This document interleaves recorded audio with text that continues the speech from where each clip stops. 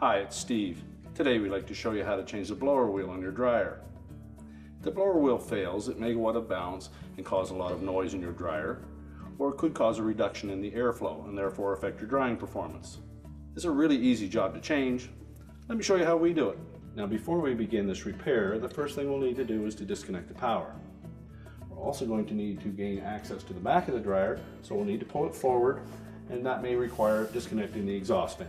Now that we have access to the back of the dryer, we're going to remove the back panel. Just remove all of the screws, secure that, including the cover terminal block.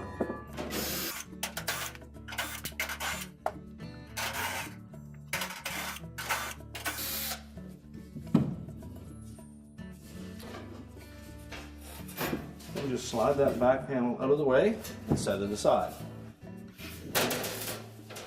Now that we've removed the back panel, our next step will be to remove the inlet duct assembly. It's held to the blower housing with 4 screws. We just remove those. Now we can tilt that housing out at the bottom. And just tilt it a little bit to the left. Pull it away from the lint filter inlet. We'll set that aside, and now we have access to the blower wheel. So our next step will be to remove the lint filter. Simply pull it out and set it aside.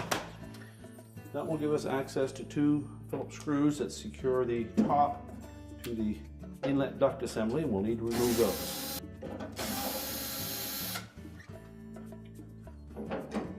Now that will allow us to lift the main top. There are a couple of spring clips located in 2 or 3 inches from either side. We can either use a putty knife to go into that gap and depress them, or we can simply pull the main top forward while holding the cabinet just far enough that we can lift it away from them. Do that on both sides.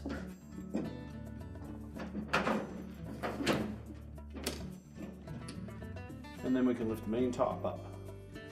Now we'll need to support that in some method, or have somebody hold it in place. Now with it properly supported, our next step will be to disconnect the door switch harness. We'll take a flat blade screwdriver, and we'll go in where the little locking tabs are on both sides of that connector, and just pry that up a bit on both sides to release it.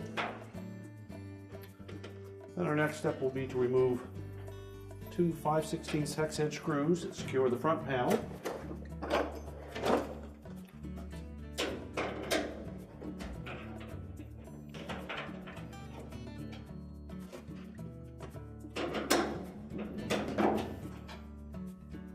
Just hold that front panel in place. You may need to lift up just slightly on the drum, tilt the panel forward.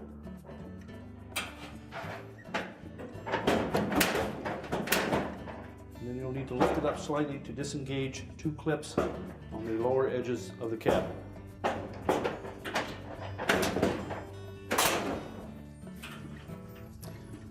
Once you've disengaged it, you can pull that front panel away. So with the front panel removed, our next step will be to release the tension on that belt. So we'll reach in on the right hand side, you'll find the idler assembly. We're just going to pull that towards the right side of the cabinet. And that will release the tension on the belt. So you can roll it off with the motor pulley and the idler.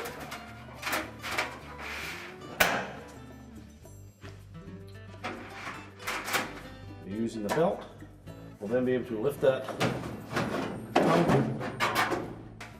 We can now set that drum aside until we're ready to put it back in. Now that we have the drum out of the way, our next step will be to remove the rear motor mounting clip. So with a large flat blade screwdriver, just going to go in on the end of that clip, put some downward pressure and upward pressure, and just pop that off. Now that will expose the square hub on the blower wheel. Now next we'll take a 7/16 wrench, and in behind the motor drive pulley you'll note that the motor shaft has a flat spot on it. We can position a wrench on it. Blower wheel has a left-hand thread on it. So we'll take an adjustable wrench or a 3/4 inch wrench, put it over that square portion of the shaft, and we're going to turn it counterclockwise as we face it from this angle.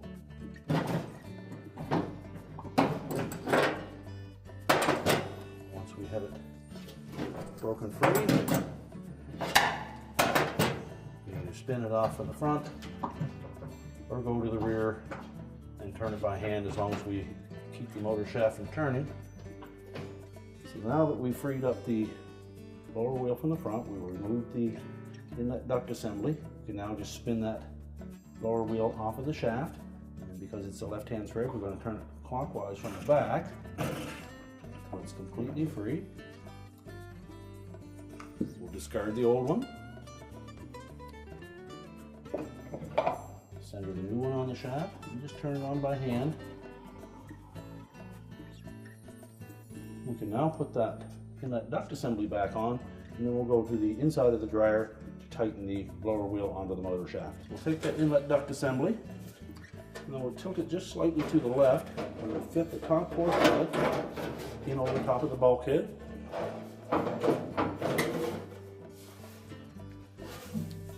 And then just position it so that the screw holes line up with the blower housing, and then install those 4 screws. Now we'll put the back panel on. We'll just center it up, and we'll hang it by the top corners until we line up the rest of the screw holes.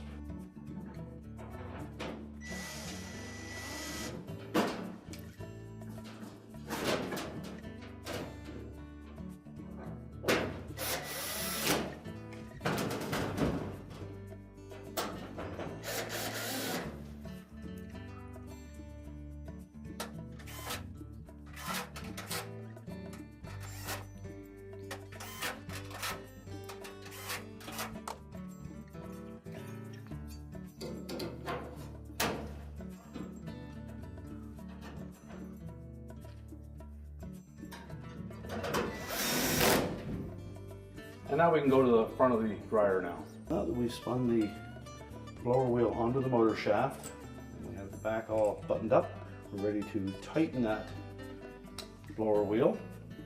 So again, we'll use our 7/16 wrench on the shaft, and our adjustable on the hub of that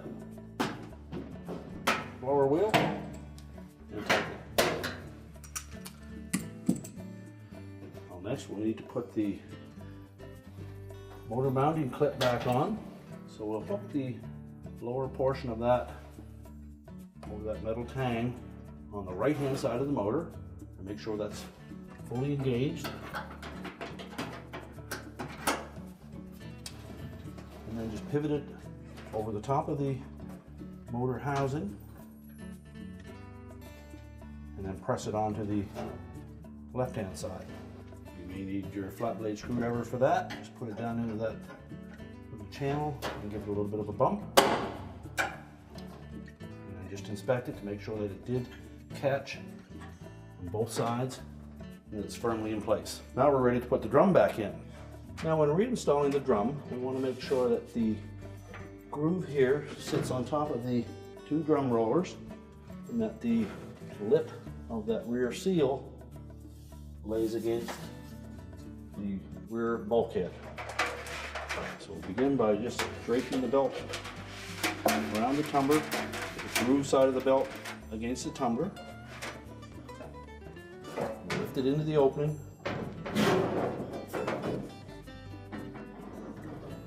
and then position it on top of the drum rollers. You may need to rock it back and forth a bit to get it seated, then just let it hang there.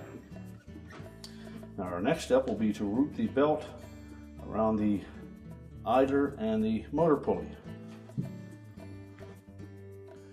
Now when reinstalling the drum and the belt, we need to know how that belt will fit around the idler and the motor pulley. Essentially, the belt will come through that opening on the bottom of the idler. It wrap around the motor pulley, and then the groove side of the belt will wrap around the drum. So when we put it in, the belt will be just hanging loose. We'll pull it through that opening, pull the eider over to release the tension on the belt so that we can roll it onto the motor pulley. So we'll reach in from below, we'll pull that belt from the right hand side towards the center, locate the eider, roll over the top of the eider, whether it is a glide or a roller, and then pull it through underneath, push the eider towards the right to release the tension on the belt, and then roll the belt onto the motor pulley. Now with it properly seated, you should be able to turn the drum and the motor will turn as well.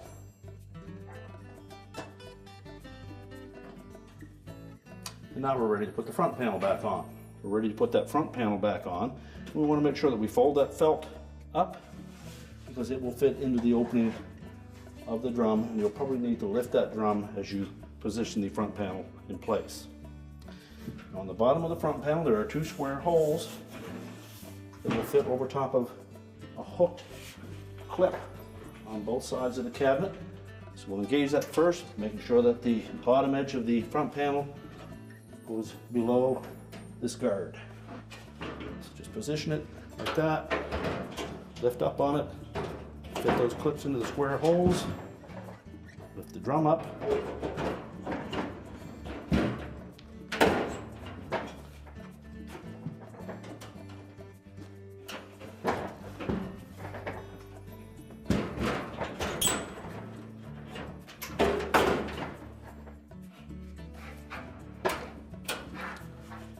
and then push it into place so that we can attach the screws. You'll tighten both of those screws securely. Remember to reconnect the door switch harness. Make sure it's fully inserted so that the locking tabs are engaged. And now we're ready to tilt the top down, engage with the front panel. So just pull it slightly forward. Make sure it's hooked on both sides. And then we'll reinstall the two screws into the lint filter opening.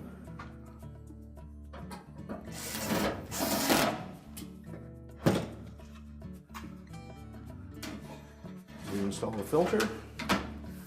We're now ready to push the dryer back into position, reconnect the vent if you've disconnected it, and reconnect the power.